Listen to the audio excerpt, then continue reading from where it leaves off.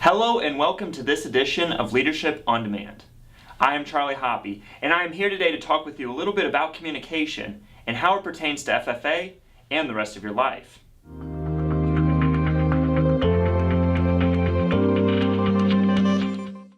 Communication is the interaction between at least two people in which information or ideas are shared.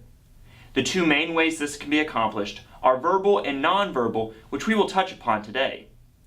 I hope by the end of this video you have some skills that you can use to reevaluate your own communication styles to make yourself a more effective communicator. The interesting thing about communication is whether we realize it or not, we are constantly perfecting this art. As we grow and mature, we develop more sophisticated abilities within communication that allows us to be a more effective communicator. This can be in the form of delivering a speech, placing a phone call, or even meeting a corporate sponsor for the first time. Every interaction is an opportunity to revise our own communication styles to become a more effective communicator. As one of the most valuable skills within the FFA, communication allows us to have a stronger team dynamic, where we can cohesively share our ideas in the pursuit of a goal. This is an integral part of all the contests and competitions within the FFA. To begin, let's take a look at nonverbal communication and what it can say about us. Making the most out of this nonverbal communication can be very challenging because our subconscious oftentimes blocks our awareness of these movements. For example, minimal eye contact, poor posture, and hands in the pockets display that you are simply not interested in a conversation.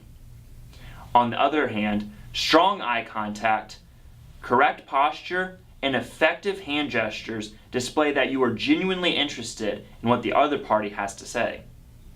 So now that we have talked a little bit about nonverbal communication, let's transition over into verbal communication.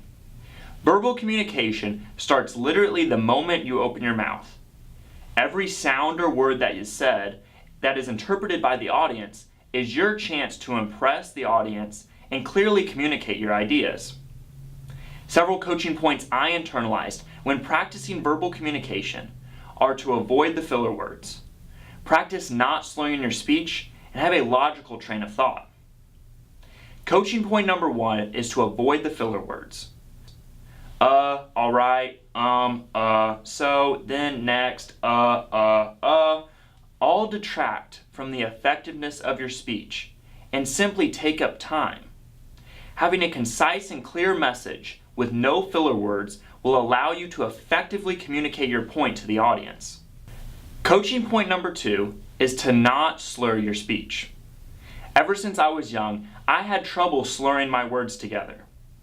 Practicing fully opening your mouth for every word and pronouncing every syllable will let you have a clear and precise voice to effectively communicate your point. Coaching point number 3 is to keep the flow. Having a logical and well thought out thought process allows your audience to follow along easily with your verbal communication. This stimulates intellectual thought within your audience members and lets you move away from simply communicating with them and into connecting with them. Intellectual stimulation is one of the most effective parts of verbal communication, but can be very challenging to achieve with choppy and vague points. Make sure that every piece of your verbal communication is well thought out and has a logical flow. These basic points on nonverbal and verbal communication will boost your effectiveness as a communicator. Reflect on your own communication styles and see if there are any techniques you have that need refining. To recap, focus on your nonverbal communication. Is your body posture alert and attentive? Are your eyes focused on the audience? Are your hands ready to gesture and reinforce your main points? Focus on your verbal communication. Are you avoiding those filler words? Are you clearly saying every syllable and every word? Do you have a logical train of thought so that you can connect with your audience? All these points come together and you will realize that you have become a more effective communicator. I hope you enjoyed this edition of Leadership on Demand. Thanks for watching.